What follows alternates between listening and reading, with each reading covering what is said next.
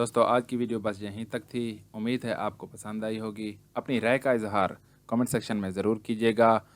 अगर आपने हमारा चैनल रूह इंसान सब्सक्राइब नहीं किया तो जल्दी से कर लें, क्योंकि हम आपके लिए ऐसी अच्छी अच्छी वीडियो लाते रहेंगे।